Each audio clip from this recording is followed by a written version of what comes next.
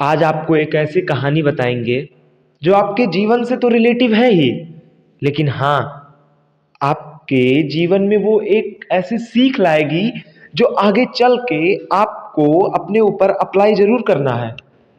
क्योंकि अभी आपकी अगर लाइफ कम होगी, अराउंड 14, 15 या 16, तो आपकी जर्नी शुरू हो रही है। तो क्या होता है कि वैल्यू वैल्यू कैसे बढ़ती है? आपने कभी सोचा है कि हमें जो चाय पिलाई जाती है गांव में, वो चाय कितने में मिलती है? 5 रुपए, 10 रुपए। लेकिन अगर वही चाय हमें रेस्टोरेंट में पिलाई जाए, जहां की लाइटिंग, रहने का सीट या और कुछ थोड़ा वीआईपी कर दिया जाए, उसके बाद उस चाय की कॉस्ट तो बढ़ेगी ही ना। वो अराउंड 100 to 200 हो जाएगा। ऐसा क्यों? क्योंकि भाई वो नीचे से ऊपर जा रहा है, ठीक? तो वो अपने स्थान को चेंज किया ना।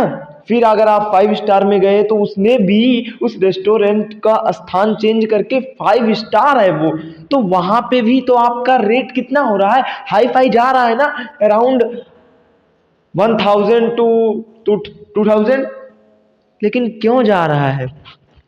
क्योंकि वैल्यू बढ़ रही है। तो वैल्यू बढ़ रही है तो ठीक उसी तरह आप अपनी वैल्यू क्यों नहीं बढ़ा सकते? क्या आप अपनी वैल्यू नहीं बढ़ा सकते? आप उस स्थान पर रहना ही छोड़ दीजिए जिधर आपकी वैल्यू हो ही ना।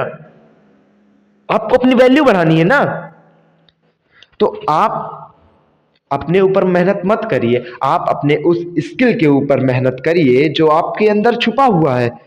उस स्किल को बस आपको ढूंढना है, उसके बाद देखिए क्या होता है। आपको कुछ करने की जरूरत भी नहीं होगी, लेकिन हाँ, आपके आसपास वो लोग होंगे जो आपकी वैल्यू बढ़ाएंगे।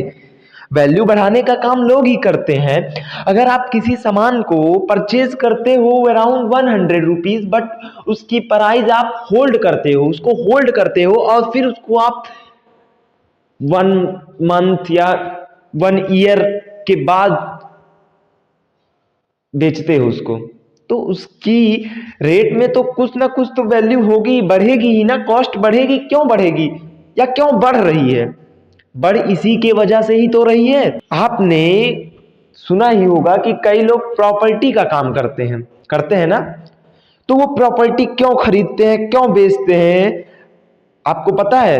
क्योंकि वो ये प्रॉपर्टी देखते ही है कि किसकी वैल्यू कितनी है। वैल्यू के हिसाब से ही तो लेते हैं उसको ना। ये प्रॉपर्टी है, मैंने इस प्रॉपर्टी को परचेज कर लिया, लेकिन इसके आसपास तो कुछ नहीं, ये बंजर है। तो प्रॉपर्टी की कीमत अभी करीबन 10 लाख 15 लाख होगी। लेकिन उसी प्रॉपर्टी को हमने होल्ड कर दिया कि हाँ, अब इसको हमने 1.5 साल 2 साल के लिए छोड़ दिया, इसके बाद मैं उसको बेचूंगा। तो उस प्रॉपर्टी की तब कीमत कितनी होगी, क्या आपको पता है? क्योंकि जो उसके आसपास बंजर थे, उस आसपास के लोग ही उस प्रॉपर्टी की कीमत बढ़ाए। लोग कह सकते हैं या लोगों की जमीनें कह सकते हैं, जहां पे बड़ी बड़ी दुकानें या बड़े बड़े इंटीरियर डिजाइनर या फिर और कुछ या शोरूम कुछ भी बन गया।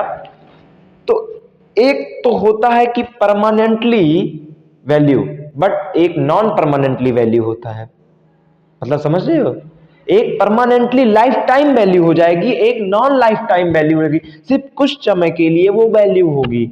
जैसे कि आपने उस कॉपी को देखा ही होगा, जिस कॉपी को आप 40 से 50 रुपए या 100 रुपए 200 रुपए में परचेज करते हैं दुकानों से, ठीक?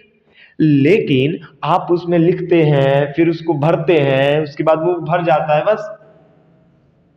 फिर उस कॉपी की कीमत रहती है? नहीं, उस कॉपी की कीमत नहीं रहती है। कहीं कोने में पड़े रहेगा या कहीं और पड़ा रहेगा। तो तब तो आप उसकी कीमत नहीं करोगे ना, ना कर रहे हो कीमत। वैसे है ये नॉन परमानेंटली, लेकिन एक होता है परमानेंटली कि कीमत किसकी होती है। आपने कभी ऐसा कोई सामान को परचेज किया है जो थोड़ा हाई रेट का हो? हाँ बिल्कुल किया है, क्यों नहीं। मान लो आपने कभी किसी टीवी को परचेज किया, ठीक है, क्या उस टीवी की आप वैल्यू करना छोड़ देंगे? उसको ऐसे छोड़ देंगे, खराब हो जाएगा, नहीं बनवाएंगे? नहीं, आप उसको बनवाएंगे, क्योंकि उसमें आपका रेट लगा है। तो आप वैल्यू भी उसी चीज की करेंगे जिसमें आप इन्वेस्ट अधिक करेंगे। लेकिन ऐसा नहीं करना चाहिए, क्योंकि वैल्यू तो हर एक चीज की होनी चाहिए ना। मैंने अगर एक सुई भी खरीदा है तो उस सुई की भी मैं वैल्यू करूंगा। अगर मैं उस सुई की वैल्यू नहीं करूंगा तो फिर वो सुई कहीं ऐसे पड़ी रहेगी, किसी ना किसी को नुकसान पहुंचाएगी ना। तो आप उस स्थान पर रहिए जहां से आपकी जर्नी शुरू हो वैल्यू की, नॉट उस स्थान पे कि जहां पे आपकी वैल्यू हो ही ना, आपको पिछड़ों में रखा जाए। आपको लाइफ में आगे बढ़ना है। आगे बढ़ने के लिए क्या करना पड़ता है? क्या सिर्फ चलना पड़ता है? नहीं, चलने से क्या होता है? चलने से कुछ होगा? आपको हर एक कठिनाई को पार करना होगा। किसके जीवन में कठिनाई नहीं होती? ऐसा कोई नहीं व्यक्ति होगा जिसके जीवन में कोई कठिनाई हो ही ना हुआ हो। ऐसा होगा? कोई नहीं होगा।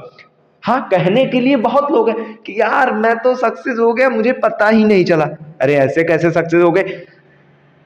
कोई ना कोई तो कठिनाई हुई होगी ना यार। आप बताना नहीं चाहते, आप लोगों को वो बताना ही नहीं चाहते, आप उनको गुमनाम करना चाहते हैं। ऐसे बहुत से लोग होंगे जो आपसे गुमनाम हो जाएंगे, लेकिन कुछ ऐसे लोग भी होंगे कि वो आपके बातों पर बिलीव ही नहीं करेंगे। क्यों नहीं बिलीव करेंगे? क्योंकि ये बंदा गलत बोल रहा है, सही बोल ही नहीं रहा है। कि ऐसा कोई नहीं है। आपने बचपन में साइकिल चलाना सीखा है ना? क्या आप कभी गिरे नहीं? ऐसा हो ही नहीं सकता कि आप गिरे ना हो।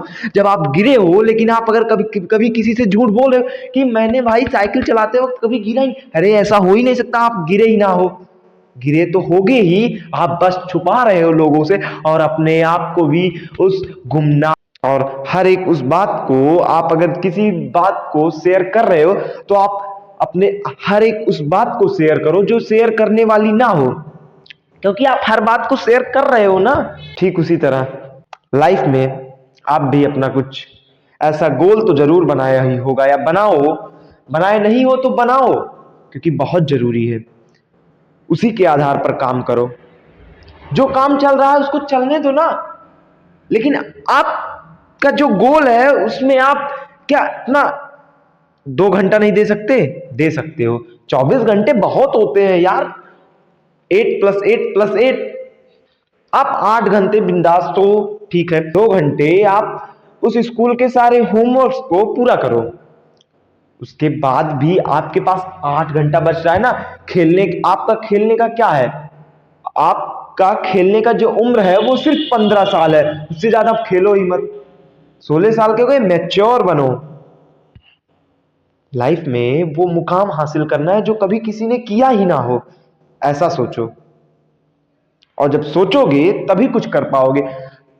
कोई व्यक्ति बड़ा कैसे बनता है? क्या वो दिमाग में हजारों ख्याल चलते हैं, लेकिन उसका फोकस सिर्फ उस एक ख्याल पर होता है जिसको वो अचीव करता है।